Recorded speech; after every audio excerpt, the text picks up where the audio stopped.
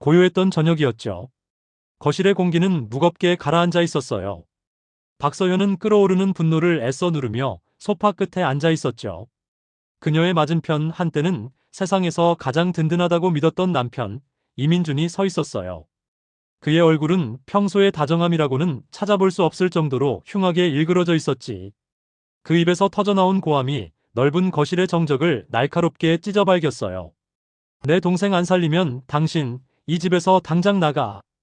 그 소리가 서연의 고막을 때리는 순간 귀가 뜨겁게 달아오르는 것 같았어요. 멍해지는 기분이었지. 이 사람이 지금 무슨 말을 하는 건가? 내 동생. 그래, 시동생 이민혁. 25살이나 된 그 철부지 시동생이 또 사고를 쳤어요. 이번에는 도박이었죠. 액수도 자그마치 2억 원. 남편은 그 빚을 갚기 위해 서연의 부모님이 평생을 모아 딸에게 물려주신 시가 10억 원이 넘는 강남의 오피스텔을 담보로 잡으라고 강요하고 있었어요. 지금 이 순간의 말이에요. 여보, 제정신이에요? 그게 무슨 제정신? 지금 제정신이 아닌 게 누군데? 내 동생이 죽게 생겼다고. 빚쟁이들이 걔 다리를 자른다고 협박한단 말이야. 옆에서는 시어머니 김영숙 씨가 이 모든 소란의 배경음악이라도 되는 듯 눈물 콧물을 쏟아내며 서연의 동정심에 매달렸어요. 아가, 서연아. 우리 민혁이 좀 살려다오. 걔가 다리가 잘린다는데 어미가 돼서 내가 무슨. 흐엉. 네가 좀 도와줘. 응? 결혼 3년 차. 서연은 자신의 결혼 생활이 가장 황당하고 가장 잔인한 순간을 맞이하고 있음을 깨달았어요. 모든 것이 한편의 막장 드라마처럼 느껴졌지만 불행히도 이건 현실이었죠. 이민주는 아내에게 어떻게 그런 끔찍한 말을 할 수 있냐며 오히려 서연을 다그쳤어요. 2억 원. 그 돈이 당신한테는 그렇게 대수야. 그깟 오피스텔 하나, 그거 담보 잡으면 되는 일 아니냐고. 그는 서연의 하나뿐인 시동생이라고, 우리가 남이냐고, 피를 나눈 가족이라고 울부짖었어요. 하지만 서연은 너무나도 잘 알고 있었죠. 그 25살 먹은 시동생의 도박은 이번이 처음이 아니었어요. 불과 1년 전 5천만 원의 빚을 졌을 때도 두 사람이 뼈 빠지게 모은 돈으로 갚아주었어요. 그때 시동생은 다시는 도박에 손대지 않겠다고 형과 형수 앞에서 무릎 꿇고 눈물로 약속까지 했었지. 그 약속은 1년도 채 가지 못하고 물거품이 되었고 빚은 정확히 4배로 불어나 돌아왔어요. 서연은 치밀어 오르는 분노를 억누르며 주먹을 꽉 쥐었죠. 손톱이 손바닥을 날카롭게 파고들었어요. 아팠지만 그 아픔이 오히려 정신을 번쩍 들게 했어요. 그 오피스텔. 그건 그냥 오피스텔이 아니었어요. 평생을 교직에 몸담으며 누구보다 성실하고 정직하게 살아오신 부모님이 평생을 아끼고 아껴 모은 마지막 보루였지. 혹시라도 딸이 시집살이에 서러움을 당할까, 무슨 일이 생겼을 때 기댈 곳 하나는 있어야 한다며 굳이 딸의 명의로 해주신 부모님의 눈물과 땀이 밴 재산이었어요. 어머니는 오피스텔 등기부등본을 건네주시며 말씀하셨었죠. 서연아, 이건 엄마 아빠가 너한테 주는 마지막 보험이다. 무슨 일이 있어도 이건 꼭 쥐고 있어. 절대로 남의 손에 넘기면 안 된다. 알겠지? 그 목소리가 아직도 귓가에 생생한데. 그런데 지금 남편이라는 사람이 그 보루를 시동생의 도박빚을 갚기 위해 내놓으라고 협박하고 있는 거예요. 남편 이민주는 그런 아내의 마음을, 그 오피스텔에 담긴 부모님의 사랑을 아주 노골적으로 비웃었어요. 이 씨집안에 시집 왔으면 이 집안이 보루지. 무슨 보루가 또 필요해? 지금껏 내 돈으로 먹고 살면서 결정적인 순간에 가족을 위해서 희생도 못해? 내 돈으로 먹고 산다? 서연은 순간 기가 막혀서 말이 나오지 않았어요. 헛웃음이 터져나왔지. 그 말에 염치 없음과 뻔뻔함에 어이가 없었어요. 내 돈으로 먹고 산다. 감히 누가 누구에게 그런 말을 하는 걸까? 결혼 당시를 떠올려 봤어요. 시댁은 시동생 이민혁의 결혼 자금으로 돈을 다 썼다는, 지금 생각하면 말도 안 되는 핑계를 대며 예단비 1,000만 원이 전부였어요. 신혼집은커녕 지금 두 사람, 아니 시어머니와 시동생까지 네 식구가 살고 있는 이 강남의 고급 빌라. 이 집조차 서연이 결혼 전 부모님의 도움을 받아 전액 현금으로 구입한 그녀의 완벽한 개인 재산이었죠. 시댁은 이 집에 단 한 푼도 보태지 않았어요. 결혼 후 공동으로 생활비 통장을 만들어 함께 갚아온 공동대출금이라는 것도 사실은 이민준의 월급으로는 내 식구 생활비를 겨우 감당하는 수준이었기에 대부분 서연의 소득으로 메워지고 있었어요. 서연은 남편의 자존심을 생각해 한 번도 그 사실을 입 밖에 낸 적이 없었지. 그런데 이제 와서 내 돈으로 먹고 산다는 말을 듣고 만 거예요. 배려가 계속되면 권리인 줄 안다더니 지금 이 상황을 두고 하는 말이었나 봐요. 시어머니 김영숙은 한술 더 떴어요. 아들의 그 망언에 기름을 붓더군요. 그래, 민준이 말이 맞다. 한 식구끼리 내 것 내 것이 어디 있어. 며느리가 이럴 때 발 벗고 나서야지. 안 그래? 서연이 떨리는 목소리로 그건 자신의 혼전 재산이며 부모님의 마지막 보루라고 항변하자 이민주는 거칠게 아내의 말을 끊었어요. 이씨 집안 사람이면서 맨날 친정 부모님 타령이야. 당신 처음부터 우리를 가족으로 생각 안 했지? 그랬던 거지. 서연은 눈앞의 남자가 낯설었어요. 이 사람이 정말 내가 사랑했던 그 이민준이 맞나? 불과 석 달 전만 해도 결혼 기념일에는 꼭 이탈리아로 여행을 가자며 환하게 웃던 사람이 1년 전 아버지가 갑작스럽게 입원하셨을 때 자기 일처럼 발 벗고 나서서 병원을 알아봐 주던 그 다정한 사람이 맞는지 의심스러웠죠. 어쩌면 모든 것이 변하기 시작한 건 시어머니가 함께 살기 시작한 그 1년 전부터였는지도 몰라요. 며느리의 무조건적인 순종과 희생을 아들의 귀에 밤낮으로 주입했을 때부터 이 모든 비극은 예고되었던 건지도. 서연은 마지막 남은 힘을 끌어모아 깊은 숨을 내쉬며 물었어요. 어쩌면 이 질문에 대한 답을 듣는 것이 두려웠는지도 모르죠. 만약에 내가 그 오피스텔 담보 못 잡겠다고 하면 어떻게 할 건데? 정적이 흘렀어요. 시어머니의 훌쩍임도 남편의 고함도 잠시 멈췄죠. 이민준의 눈빛이 순식간에 얼음장처럼 차가워졌어요. 그 눈에는 일말의 망설임도 아내에 대한 연민도 남아있지 않았지. 이 집에서 당장 나가. 내 동생 하나 못 감싸는 이기적인 며느리 우리 집안에 필요 없어. 공기가 얼어붙었어요. 시어머니는 옆에서 아이고 민준아 말이라도 하며 가식적으로 아들을 말리는 신용을 했죠. 그 순간 서연은 참았던 웃음이 터져나왔어요. 헛웃음이 아니었어요. 3년간의 어리석고 맹목적이었던 자신의 삶에 대한 조소였죠. 결국 이 결혼 생활에서 그녀는 처음부터 끝까지 이방인이었어요. 희생이 필요할 땐 가족이라는 이름으로 묶어두고 헌신을 거부하자 가차없이 냉혈한 타인이 되었죠. 서연은 천천히 고개를 끄덕였어요. 그래, 알겠어. 그리고는 묵묵히 침실로 향했어요. 남편의 소원대로 짐을 싸서 나가주기 위해서였죠. 시어머니는 당황해서 서연을 말렸어요. 아가, 어딜 가려고. 정말 짐 싸게. 이민주는 여전히 당당했어요. 자신의 말이 법이라는 듯이. 나가. 냅둬, 어머니. 어디 가서 저 성질머리로 잘 사나 보자고. 그들은 아마 꿈에도 몰랐을 거예요. 지금 자신들이 서 있는 이 집, 이 강남의 고급 빌라의 등기부등본에 박서현, 그녀의 이름 석자만 선명하게 적혀 있다는 사실을 말이죠. 이 집은 한치의 의심도 여지없이 완벽한 서연의 혼전 재산이었으니까. 시댁의 빠듯한 형편을 고려한 서연의 배려가 이제는 그들의 오만함이 되어 칼날처럼 돌아왔어요. 지난 2년간 시어머니와 시동생은 온갖 핑계를 대며 이 집에 스멀스멀 들어와 눌러앉았고 서연은 그들이 유발하는 대부분의 생활비와 끝없는 간섭, 그리고 남편의 변해가는 모습을 모두 감내해야 했어요. 오늘 그들은 그나마 쓰고 있던 마지막 가면마저 스스로 벗어던졌죠. 서연은 침실에서 여행 가방을 꺼내는 대신 침대 옆 협탁에 조용히 앉았어요. 그리고 휴대폰을 들었죠. 짐을 싸는 대신 아버지의 오랜 친구이자 국내 최고의 이혼 전문 변호사인 이정훈 변호사에게 전화를 걸었어요. 신호음이 몇 번 가지 않아 그 중후한 목소리가 들려왔지. 서연이냐? 이 늦은 시간에 웬일이야? 변호사님, 저예요. 이혼 서류를 준비해 주세요. 최대한 빨리요. 수화기 너머로 잠시 침묵이 흘렀어요.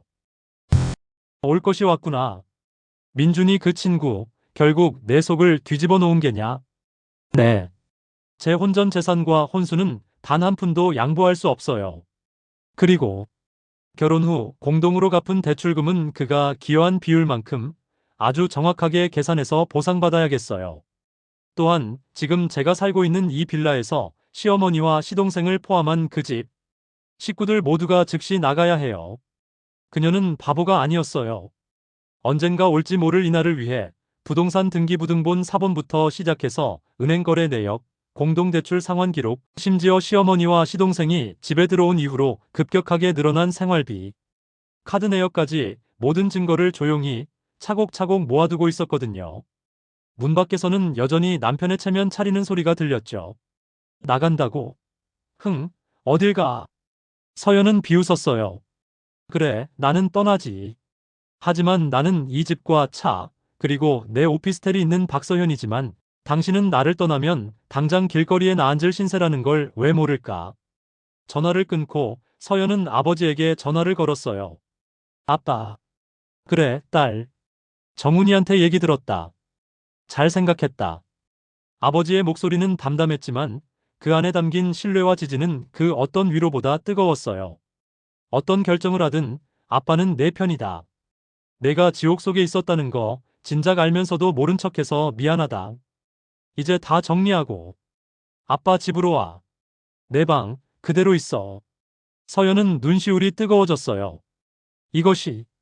이것이 진짜 가족이었죠. 서연은 작은 여행 가방 하나만을 챙겼어요. 어차피 이 집의 모든 것은 그녀의 것이었으니까. 가방을 끌고 침실 문을 열고 나섰을 때 거실에 있던 이민준과 시어머니는 그야말로 얼어붙었어요. 그들은 서연이 정말로 가방을 싸서 나갈 줄은 몰랐던 거예요. 쇼를 하는 거라고 생각했겠지. 서연은 멈춰서서 이민준을 똑바로 쳐다보며 말했어요. 내일 오전 9시 구청 앞에서 봐요. 늦지 말아요. 당황했지만 마지막 남은 자존심 때문에 고개를 숙이지 못한 남편은 핏대를 세우며 소리쳤죠. 뭐? 구청? 야, 박서현. 너. 후회하지 마. 너 같은 여자 나가면 고생이야. 서연은 차분하게 대답했어요. 그 눈빛은 이제 남편을 향한 경멸조차 담고 있지 않았지. 후회? 물론하지. 3년간의 내 결혼 생활 중 가장 후회하는 건 그날 눈이 멀어 당신과 결혼한 거예요. 그거 하나만 후회해. 서연은 뒤도 돌아보지 않고 한때 자신의 가장 행복한 보금자리라 믿었던 그곳을 나섰어요. 현관문이 닫히는 소리가 유난히 크게 울렸죠. 가을바람은 생각보다 차가웠지만 정신은 그 어느 때보다 맑았어요. 다음 날 아침 9시가 되기 10분 전 구청 앞에는 이민준뿐만 아니라 시어머니 김영숙과 시동생 이민혁까지 온 가족이 총출동해 있었어요. 그들은 마치 서연이 큰 죄라도 지은 것처럼 그녀를 보자마자 죄를 묻는 듯한 태도를 보였죠. 시어머니가 먼저 달려와 서연의 팔을 잡고 애원했어요. 아가, 이게 무슨 짓이야? 한 식구끼리 말로 풀자. 왜 변호사까지? 응? 하지만 이민주는 여전히 자신이 뭘 잘못했는지 모르는 기색이었어요. 당신, 어젯밤에 어디서 잤어? 외박까지 하고 아주 막 나가시겠다? 서연은 그들의 가증스러운 연극에 응해줄 마음이 없었어요. 이정훈 변호사와 함께 구청 근처 카페에 예약된 룸으로 그들을 이끌었죠. 그리고 준비한 이혼 합의서를 내밀었어요.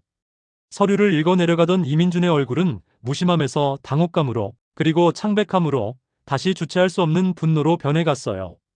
공동대출금 보상, 예금 분할, 그리고 가장 결정적인 조항. 이혼 후 여자는 남자 및 그 친족과 더 이상 어떠한 법적, 의무적 관계도 갖지 않는다. 시어머니가 먼저 발끈했죠. 아니, 이혼을 해도 정이라는 게 있잖니. 우리가 민혁이 때문에 얼마나 힘든데. 이혼하고 나서라도 좀 도와줄 수 있지 않아? 서연은 그들의 뻔뻔함에 실소를 금치 못했어요. 어머님, 곧 아무 관계도 아니게 될 사람들이 왜 제 돈으로 도박빚을 갚아줘야 하죠? 제가 자선사업가로 보이세요? 이민주는 테이블을 쾅 내리쳤어요. 야, 박서현, 너 진짜 피도 눈물도 없는 여자구나. 이 변호사가 그를 제지하며 차분하게 말했죠. 이민준 씨, 흥분하지 마시죠. 이 합의서가 오히려 이민준 씨에게 유리할 수 있습니다. 서연 씨가 마음먹고 소송으로 가면 위자료는 물론이고 지난 2년간의 부당 거주에 대한 비용까지 청구할 수 있어요. 결과가 훨씬 더 나빠질 겁니다.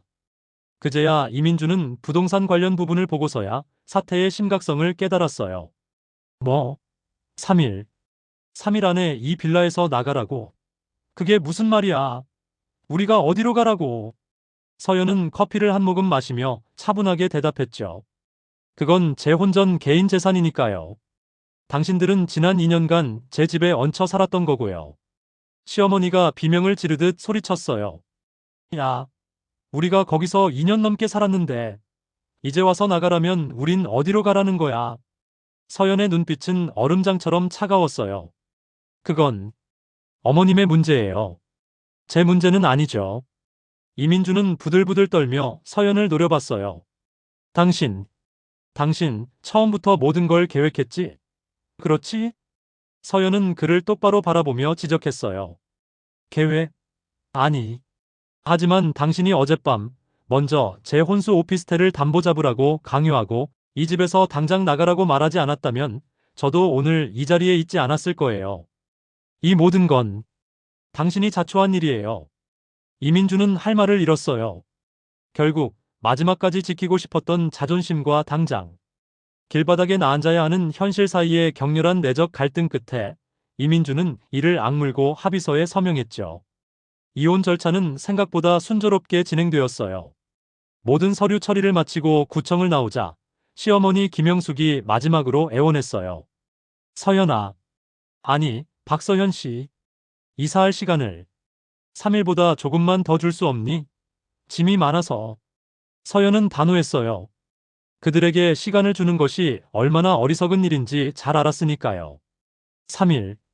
충분한 시간이에요. 3일 뒤 월요일 저녁 7시에 정확하게 집을 확인하러 가겠어요. 그때까지 모두 나가주세요.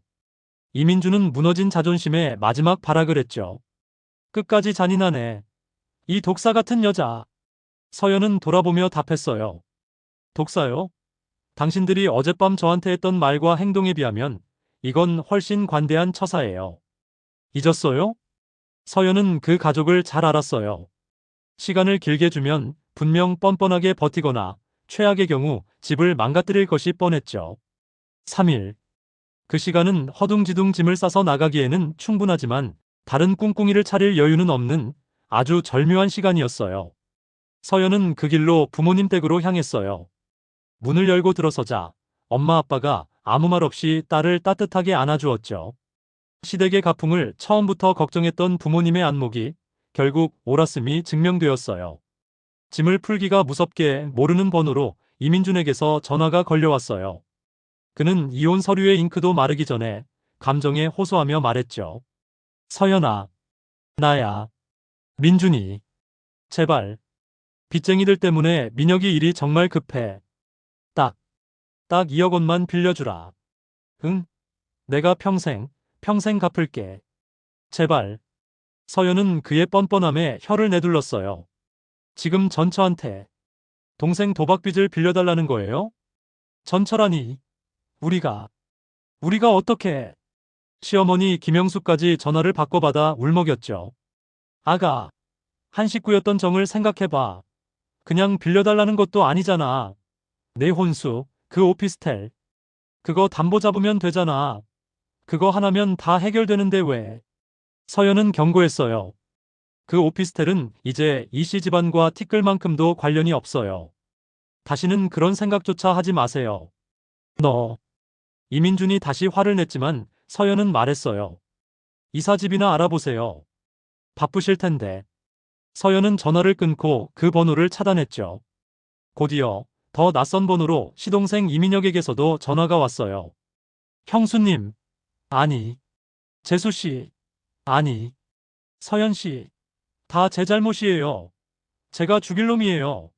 제발요. 제발 형이랑 어머니 좀 봐서. 서연은 차갑게 말했어요. 25이면 성인이에요. 성인이면 자기 말과 행동에 책임을 져야죠. 스스로 해결하세요. 그리고 그 번호 역시 차단했어요. 그렇게 지옥 같은 이틀이 지났어요. 월요일이 되기 전 일요일 오후 이민준의 회사 동료였던 김 대리에게서 조심스러운 연락이 왔어요. 서연과도 몇 번 식사를 하며 안면을 튼 사이였죠. 저기, 서연 씨, 이혼 하셨다는 얘기 들었어요. 이민준 씨 때문에. 정말 죄송해요. 아니에요, 김 대리님. 대리님이 뭐가 죄송해요. 아니, 그게 실은 이민준 씨가 요즘 회사에서 동생 빚쟁이들 때문에 곤란을 겪고 있는데 그게 다가 아니에요. 서연 씨 혹시 회사 인턴 이지은이라고 알아요? 이지은? 아, 이민준 씨, 그 인턴이랑 바람난 지 꽤 됐어요. 서연 씨가 알면 충격받으실까봐. 그 인턴이 요즘 배가 좀 나온 것 같기도 하고. 서연은 전화기를 든 채 잠시 아무 말도 할 수 없었어요. 충격적이었지만 한편으로는 모든 퍼즐이 맞춰지는 기분이었죠. 그가 그토록 쉽게 나가라고 말할 수 있었던 이유. 그에게는 이미 새로운 여자가, 새로운 가정이 준비되어 있었던 거예요. 월요일 약속된 시간이 다가왔어요. 서연은 먼저 부동산 중개인과 함께 빌라 감정을 마쳤어요. 시세가 많이 올라 22억 8천만 원 정도는 받을 수 있겠더군요. 그리고 저녁 7시가 다 되어갈 무렵 빌라 앞에 도착한 서연은 자신의 눈을 의심했어요. 이삿짐 차 한 대가 물건을 밖으로 빼는 것이 아니라 안으로 나르고 있는 광경을 목격했거든요. 이민준과 김영숙이 아주 태연하게 자신들의 짐을 다시 집 안으로 들이고 있었어요. 서연이 차에서 내려 물었어요. 지금 뭐 하는 거예요? 이민준은 짐을 나르다 말고 땀을 닦으며 뻔뻔하게 말했죠. 왔어? 보다시피 이사 들어오고 있어. 내가 변호사 상담을 좀 받았거든. 우리가 결혼 생활 3년을 여기서 했고 이곳이 사실혼 관계의 주된 거주지였기 때문에 나한테도 거주권이라는 게 있대. 당신이 강제로 쫓아내면 고소할 거야. 서연은 그가 인터넷에서 주워들은 어설픈 법률 지식으로 마지막 허세를 부리고 있음을 단번에 간파했어요. 서연은 태연하게 휴대폰을 꺼내들며 물었죠. 그래요? 그 변호사님이 전 부인 소유의 혼전 재산에 전 남편이 버티고 앉아 있으면 그건 주거침입죄에 해당하고 법원에 강제 집행을 신청할 수 있다는 말은 안 해줬나 보네요. 그날 저녁 7시 서연은 만반의 준비를 하고 빌라로 향했어요. 열쇠 교체 업체와 혹시 모를 사태에 대비한 이사업체 그리고 이정훈 변호사까지 모두 근처에서 대기 중이었죠. 예상대로 빌라의 자물쇠는 바뀌어 있었어요. 서연의 키로는 열리지 않았죠. 서연이 초인종을 누르자 문을 연 것은 놀랍게도 전 시이모 김영숙의 여동생이었어요. 거실에는 외삼촌을 비롯한 시댁 친척 대여섯 명이 마치 개선장군이라도 되는 듯 서연을 기다리고 있었어요. 서연이 들어서자 그들은 일제히 비난을 퍼부었죠. 아니, 제가 그 독사 같은 년이야? 어떻게 한때 한 식구였던 사람들을 이렇게 길바닥에 내쫓아? 그것도 3일 만에? 시어머니 김영숙은 기다렸다는 듯이 바닥에 주저앉아 통곡하기 시작했어요. 아이고, 내 팔자야. 내가 전생에 무슨 죄를 지어서. 아이고. 하지만 서연은 단 1mm도 흔들리지 않았죠. 이민준이 방에서 나오며 끝까지 버티겠다는 듯 말했어요. 당신, 변호사 데려와도 소용없어. 나 여기서 한 발짝도 못 나가. 서연은 이정훈 변호사의 신호에 따라 준비한 서류들을 꺼내 보였어요. 이 집, 대출금 단 1원 하나 없는 저희 부모님의 현금으로 산 완벽한 제 재산이에요. 그리고 지난 3년간의 관리비, 재산세 내역도 다 있어요. 모두 제 통장에서 나갔죠. 그리고 결정적인 한 방을 날렸어요. 그들의 마지막 퇴로까지 막아버리는. 그리고 어머님, 그렇게 갈 곳이 없으세요? 시동생 이민영 명의로 된 방 2개짜리 아파트가 있잖아요. 경기도에. 어머님 노후 자금이랑 이민혁 씨 저축 합쳐서 2년 전에 몰래 사두신 거. 민혁 씨 결혼이 깨지면서 비어있던 그 아파트 말이에요. 김영숙의 울음소리가 뚝 그쳤어요. 당황한 기색이 역력했지. 그걸 네가 어떻게. 그건 위치가 안 좋아서. 서연은 그들의 마지막 변명까지 차단했어요. 제가 알아봤는데 근처에 편의시설도 잘 갖춰져 있고 무엇보다 빚쟁이들이 찾아올 일도 없는 아주 안전한 곳이잖아요. 이 집보다 훨씬 낫네요. 모든 거짓말이 드러나자 웅성거리던 친척들도 입을 다물었어요. 이민주는 모든 것이 수포로 돌아가자 분노하며 폭발했어요. 박서현, 이 악마 같은 년. 기어이 우리를 다 죽여야 속이 시원하겠어. 서연은 마지막으로 답했어요. 당신들을 죽이는 건 내가 아니에요. 그 끝없는 도박과 탐욕이에요. 서연은 휴대폰으로 112에 주거 침입으로 신고했어요. 잠시 후 경찰이 출동하고 서연이 부른 이사업체 직원들까지 현관으로 들어오자 김영숙은 마침내 항복했죠. 그들은 30분 만에 자신들이 들여놓았던 짐은커녕 원래 있던 필수품만 대충 챙겨서 쫓겨나듯 이민혁의 그 비밀 아파트로 향했어요. 이민주는 경찰에 의해 밖으로 끌려나가는 그 순간까지 서연을 향해 저주를 퍼부었죠. 너 반드시 후회하게 될 거야. 내가 똑똑히 지켜보겠어. 하지만 이민준의 그 마지막 저주와도 같았던 말은 현실이 되지 않았어요. 서연이 유일하게 후회한 것이 있다면 그 지옥에서 더 일찍 떠나지 않은 것, 그것뿐이었으니까요. 지옥 같던 그 집을 청소하고 정리한 서연은 빌라를 22억 8천만 원에 매각했어요. 그 돈은 그녀에게 완벽하고 완전한 자유를 선물했죠.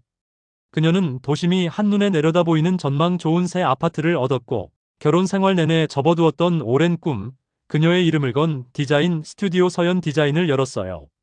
과거의 인맥과 그녀의 뛰어난 실력 덕분에 스튜디오는 생각보다 빠르게 성장했어요. 특히 국내 굴지의 대기업인 화성그룹의 본사 빌딩, 로비 디자인 프로젝트를 성공적으로 따내면서 그녀는 업계의 신성으로 떠올랐죠. 그리고 그해 연말 권위 있는 디자인 어워드에서 신인상을 수상하는 영예까지 안았어요. 반면 서연을 떠나보낸 이민준의 삶은 걷잡을 수 없이 무너져 내렸어요. 가끔 안부를 전해오던 김대리, 아니, 이제는 지혜씨라고 부르는 그녀를 통해 들려온 소식은 참담했죠. 그는 회사 내 불륜 문제와 빚쟁이들의 끊이지 않는 소란으로 결국 회사에서 해고당했다고 해요. 그와 바람이 났던 인턴 이지은이 임신을 하자 어쩔 수 없이 재혼을 했지만 수입이 완전히 끊긴 그에게 남은 것은 아무것도 없었죠. 이민혁의 그 작은 아파트에 어머니, 동생, 그리고 새 아내와 갓 태어난 아이까지 온 가족이 모여 살며 근근히 버텼지만 이민혁의 도박빚은 해결될 기미가 보이지 않았어요. 그러던 어느 날 서연은 낯선 번호로 온 전화를 받았어요. 이민준의 새 아내 이지은이었죠. 박서연 씨 되시죠? 저 이민준 씨 아내예요. 남편이 간경화 진단을 받았어요. 말기래요. 당장간 이식 수술을 하지 않으면 생명이 위험한데 병원비 수억 원을 감당할 길이 없어요. 제발 좀 도와주세요. 서연 씨, 돈 많으시잖아요. 이민혁의 아파트마저 도박빚으로 오래전에 팔아버렸고 시어머니 김영숙 역시 당뇨 합병증으로 몸이 쇠약해질 대로 쇠약해진 상태라고 했어요. 서연의 마음은 아주 잠깐 흔들렸어요. 하지만 그것은 인간에 대한 연민일 뿐 그들에 대한 책임감은 아니었죠. 그녀는 자신을 그토록 잔인하게 내쳤던 그들을 도울 이유가 없었어요. 서연은 차분하게 말했죠. 사회복지기관에 연락해보세요. 저보다 더 실질적인 도움을 줄 수 있을 거예요. 그리고 차갑게 전화를 끊었어요. 시간은 쉼없이 흘렀어요. 서연은 우연히 자신이 예전에 살던 그 강남 빌라의 새로운 주인을 만나게 되었어요. 그리고 그 빌라의 전체 리모델링 프로젝트를 맡게 되었죠. 현장 답사를 갔다가 돌아오는 길, 그녀는 이민혁의 그 마지막 아파트 단지 근처를 지나게 되었어요. 그리고 신호 대기를 하던 차창 밖으로 아주 초라하게 늙어버린 전 시어머니 김영숙과 마주쳤죠. 한때의 그 영악하고 당당했던 모습은 온데간데 없고 병약하고 주름진 그저 작은 노부인만이 서 있었어요. 김영숙은 서연을 보자 처음에는 도망치려다 이내 고개를 숙였어요. 그리고 처음으로 그녀의 눈에서 진심 어린 무언가를 읽을 수 있었죠. 그녀는 서연에게 다가와 떨리는 목소리로 말했어요. 서연아. 아니, 박 사장님. 다 내가 모든 걸 망쳤어. 내가 죽일년이야. 너는 꼭 행복해야 한다. 알지? 서연은 그 말을 듣는 순간 마음속 깊은 곳에 남아있던 마지막 원망의 응어리가 스르르 사라지는 것을 느꼈어요. 그녀는 지갑에서 자신이 후원하는 자선재단의 명함을 꺼내 건네며 말했죠. 다 지난 일이에요. 건강하세요. 그 만남은 과거와의 진정한 작별이었어요. 그해 연말 스튜디오의 성공적인 송년회 파티에서 서연은 자신에게 새로 다가온 인연 건축가 최진혁과 미소를 나누었어요. 그는 화성그룹 프로젝트를 진행하며 만난 따뜻하고 지적인 사람이었죠. 그녀의 새로운 삶은 이제 막 찬란한 서막을 연 참이었어요. 서연은 파티장의 통유리 창밖으로 펼쳐진 서울의 야경을 바라보며 생각했어요. 3년간의 고통스럽고 지옥 같았던 결혼 생활은 그녀를 무너뜨리지 못했어요. 오히려 그 시련은 그녀를 더 강하고 더 현명한 사람으로 만들어 주었죠. 그녀는 이제야 알았어요. 진짜 가족이란 건 피로 억지로 이어진 관계가 아니라 진심으로 서로를 존중하고 아끼며 사랑하는 사람들이라는 것을. 그리고 때로는 그 자리에 머무르는 것보다 떠나는 용기가 훨씬 더 큰 힘이 된다는 것을요. 이민준과의 결혼은 명백한 실패였지만 그 실패는 서연에게 그녀의 인생에서 가장 소중한 교훈을 주었어요.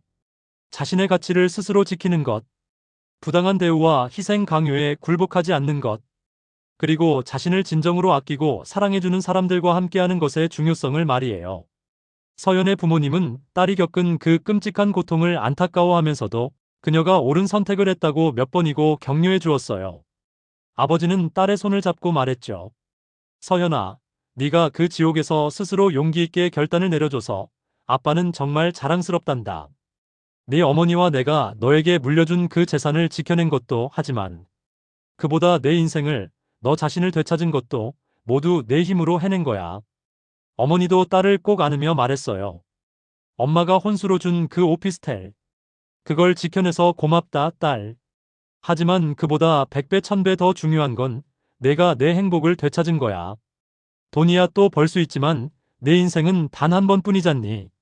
서연은 부모님의 그 따뜻한 품에 안겨 3년간 시댁에서 단 한 번도 마음 놓고 흘리지 못했던 눈물을 그때야 마음껏 흘릴 수 있었죠. 며칠 후 서연은 오랜 친구들과의 모임에서 자신의 이야기를 조심스럽게 털어놓았어요. 친구들은 모두 그녀의 용기를 칭찬하고 그간의 고통에 함께 분노했죠. 친구 수진이 말했어요. 서연아, 진짜. 나 같으면 그렇게 못했을 거야. 3년을 어떻게 참았으며 또 어떻게 그렇게 깔끔하게 정리했어. 정말 대단해. 또 다른 친구 미래가 말했죠. 아니, 요즘 세상에 그런 시어머니가 아직도 있다는 게 놀랍다. 며느리 재산을 어떻게 그렇게 당연하게 자기 아들 도박빚 갚는 데 쓰라고 해? 내가 정말 제대로 응징한 거야. 친구 지연은 걱정스러운 눈빛으로 물었어요. 근데 서연아, 그 전 남편이라는 이민준. 그 사람 다시 연락하거나 괴롭히진 않아? 그 집 식구들 보통이 아닌 것 같은데. 서연은 고개를 저었어요. 번호는 다 차단했어. 그리고 이정훈 변호사님이 법적으로 접근 금지 신청까지 완벽하게 정리해 주셨어. 이제 그 사람들과는 정말 아무 관계도 없어. 법적으로도 감정적으로도. 친구들은 그제야 안도의 한숨을 쉬었죠. 서연의 서연 디자인 스튜디오는 그야말로 날로 번창했어요. 화성그룹 본사 프로젝트의 대성공 이후 여러 대기업들이 서연의 감각적이고 실용적인 디자인을 원했죠. 어느 날 스튜디오로 새로운 프로젝트 의뢰가 들어왔어요. 의뢰인은 바로 건축가 최진혁이었어요. 그는 새로운 복합문화공간 프로젝트를 진행 중이었고 서연의 디자인 감각을 높이 평가해 내부 인테리어 협업을 제안했죠. 첫 미팅에서 서연과 진혁은 서로에게 아주 깊은 인상을 받았어요. 진혁은 서연이 만났던 어떤 남자와도 달랐죠. 그는 차분하고 사려 깊었으며 서연의 의견 하나하나를 존중하고 경청했어요. 서연은 정말 오랜만에 동등한 파트너로서 존중받고 대우받는 느낌을 받았어요. 프로젝트를 진행하면서 두 사람은 자연스럽게 자주 만났고 업무적인 이야기를 넘어선 개인적인 대화를 나누게 되었죠. 진혁은 서연의 과거에 대해 캐묻지 않았어요. 그저 그녀의 현재와 그녀가 꿈꾸는 미래에 관심을 보였죠. 어느 날 저녁 야근까지 하며 이어진 프로젝트 회의를 마치고 함께 간단히 저녁을 먹던 중 진혁이 아주 조심스럽게 물었어요. 서연 씨, 혹시 아주 개인적인 질문인데 대답하기 싫으시면 안 하셔도 돼요. 혹시 이혼 경험이 있으세요? 서연은 잠시 망설이다가 이내 고개를 끄덕였어요. 네, 맞아요. 1년 전에 이혼했어요. 혹시 어떻게 아셨어요? 진혁은 쓴웃음이 아닌 따뜻한 미소를 지었죠. 그냥 눈빛에서 느껴졌어요. 힘든 시간을 겪었지만 그걸 당당하게 이겨낸 사람의 눈빛이요. 사실 저도 2년 전에 이혼했거든요. 서연은 놀랐어요. 완벽해 보이기만 하던 그에게도 그런 아픔이 있었다니. 그는 담담하게 자신의 이야기를 이어갔어요. 제 전 부인은 제가 무명 건축가로 고생할 때는 저를 무시했어요. 돈도 안 되는 일에 매달린다고요. 그러다가 제가 큰 상을 받고 업계에서 조금씩 유명해지자 태도가 완전히 변했죠. 하지만 그때는 이미 제 마음이 떠난 후였어요. 서연은 진혁의 그 솔직함에 닫혀있던 마음이 조금씩 열리는 것을 느꼈어요. 그녀도 자신의 이야기를 조금씩 털어놓기 시작했죠. 시댁의 횡포, 그 말도 안 되던 2억 원 도박빚 사건, 그리고 그녀가 어떻게 자신의 권리와 재산을 지켜냈는지를요. 진혁은 조용히 그녀의 이야기를 모두 듣고 있다가 따뜻한 눈빛으로 말했어요. 정말 용감하셨네요, 서연 씨. 많은 사람들이 그런 부당한 상황에서 가족이라는 이름 때문에 굴복하고 자신을 잃어가거든요. 하지만 서연 씨는 끝까지 자신을 지켰어요. 정말 존경스러워요. 그 순간 서연은 깨달았어요. 이민주는 그녀의 단호함과 독립심을 이기적이라고 비난했지만 최진혁이라는 이 남자는 그녀의 강인함을 위협으로 느끼는 것이 아니라 오히려 존중하고 칭찬하고 있었어요.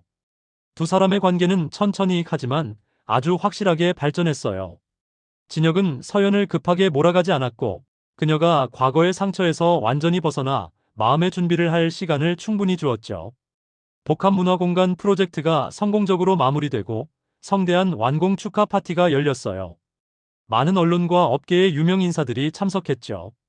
서현과 진혁의 협업은 건축과 인테리어 디자인의 완벽한 조화로 큰 화제를 모았고 두 사람은 차세대 디자인과 건축을 이끌어갈 리더로 주목받았어요. 파티가 끝난 후 진혁은 서연을 한강공원으로 데려갔어요. 늦은 밤 강물 위로 쏟아지는 별빛이 아름다웠죠. 진혁이 서연의 손을 조심스럽게 잡으며 말했어요. 서연 씨, 저는 서연 씨가 정말 멋진 사람이라고 생각해요. 디자이너로서도 그리고 한 인간으로서도요. 제가 서연 씨를 더 깊이 알아가도 될까요? 물론 천천히. 서연 씨의 속도에 맞춰서요. 서연은 진혁의 그 진심 어린 눈빛을 보며 환하게 미소 지었어요. 저도 진혁 씨를 알아가고 싶어요. 천천히요. 그날 밤 서연은 정말 오랜만에 아무런 걱정 없이 깊고 행복한 마음으로 잠들었어요. 과거에 지독했던 상처는 서서히 아물고 있었고 따뜻한 새로운 시작이 그녀를 기다리고 있었죠.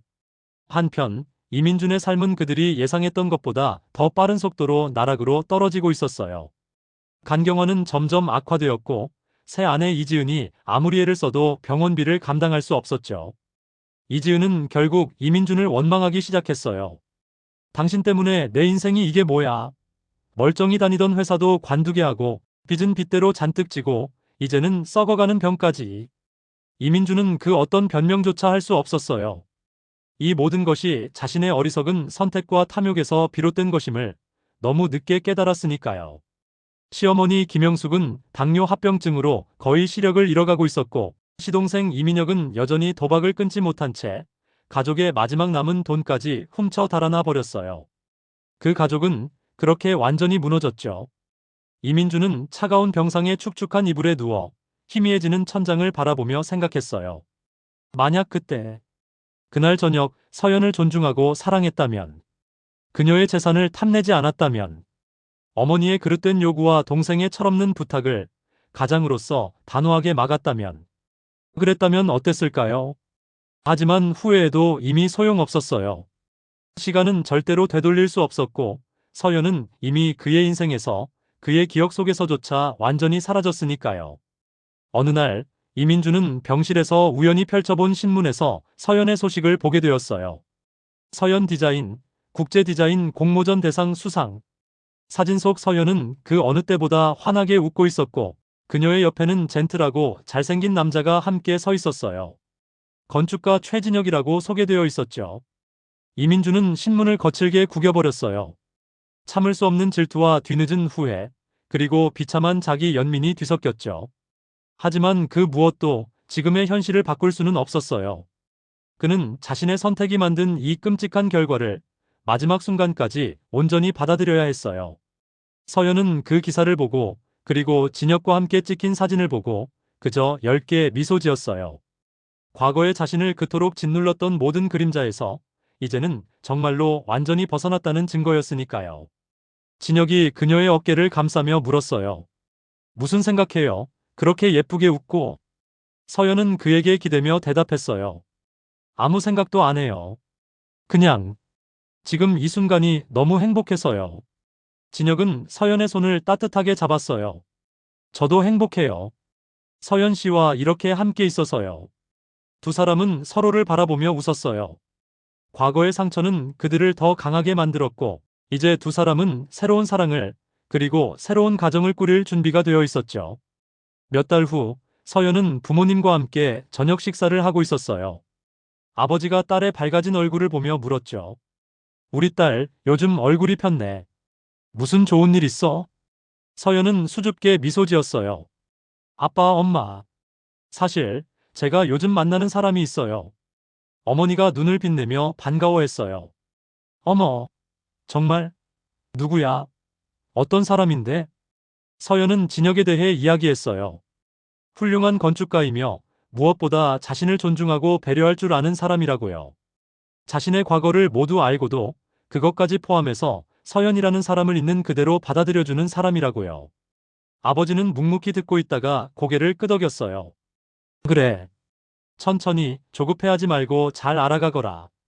이번에는 정말 신중하게 결정해야 해. 어머니도 말했죠. 우리 딸이 행복하면 그걸로 충분해. 하지만 아빠 말대로 조급해하지 말고 내 마음이 정말 원하는 대로 해. 서연은 부모님의 그 변함없는 따뜻한 지지에 다시 한번 감사했어요. 그들은 언제나 어떤 상황에서든 딸의 편이었고 무조건적인 사랑을 주었죠. 그렇게 시간이 흘러 2년이 더 지났어요. 서연과 진혁의 관계는 서로에 대한 깊은 신뢰와 사랑으로 더욱 단단해졌고 두 사람은 마침내 결혼을 결심했어요. 첫 번째 결혼처럼 조급하지 않았고 서로를 완벽하게 이해하고 존중한 후이 아주 자연스러운 결정이었죠. 결혼식은 소규모로 아주 조용하고 아름답게 치러졌어요. 가까운 가족과 정말 소중한 친구들만 초대했고 화려한 형식보다는 두 사람의 결합을 축복하는 의미 있는 시간을 보내는데 집중했죠. 서연은 눈처럼 순백의 드레스를 입고 든든한 아버지의 팔을 잡고 버진 로드를 걸었어요. 그 끝에서 진혁은 환한 미소와 함께 감격의 눈물을 글썽이며 그녀를 기다리고 있었죠. 줄에는 두 사람의 특별한 인연인 이정훈 변호사가 맡았어요. 그는 두 사람을 바라보며 말했죠. 오늘 이 자리에 선 두 사람은 모두 과거의 아픔을 겪었습니다. 하지만 그 아픔은 그들을 파괴하지 못했어요. 오히려 그 시련은 두 사람을 더 강하고 더 지혜롭고 더 따뜻한 사람으로 만들었습니다. 이제 두 사람은 서로를 존중하고 사랑하며 새로운 인생의 챕터를 시작합니다. 서연과 진혁은 서로의 눈을 바라보며 진심을 담아 서약했어요. 진혁이 먼저 말했죠. 서연 씨, 저는 당신을 있는 그대로 사랑합니다. 당신의 강인함도, 당신의 부드러움도, 당신의 모든 것을 존중하고 지지하겠습니다. 평생 당신의 가장 든든한 동반자가 되겠습니다. 서연도 눈물을 글썽이며 대답했어요. 진혁 씨, 저도 당신을 진심으로 사랑합니다. 당신과 함께라면 앞으로 어떤 어려움이 닥쳐도 이겨낼 수 있다고 믿어요.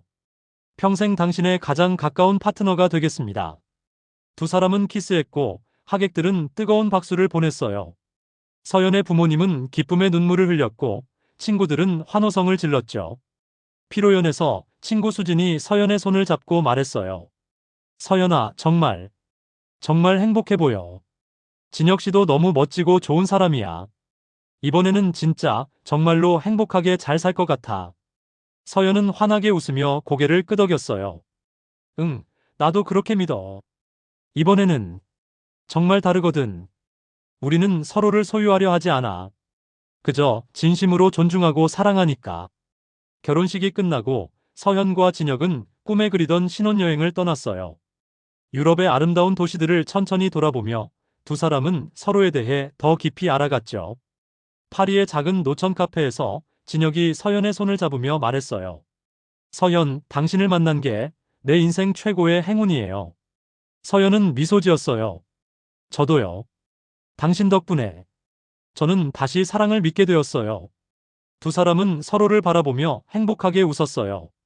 과거에 끔찍했던 상처는 이제 완전히 치유되었고 그 자리에는 더 단단하고 아름다운 새살이 돋아났죠. 새로운 미래가 그들을 기다리고 있었어요.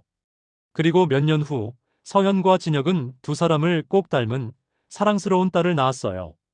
서연은 엄마가 되면서 자신을 그토록 지지해 주었던 부모님의 사랑을 더욱 깊이 이해하게 되었죠. 어느 날 서연은 딸을 안고 부모님 집을 방문했어요.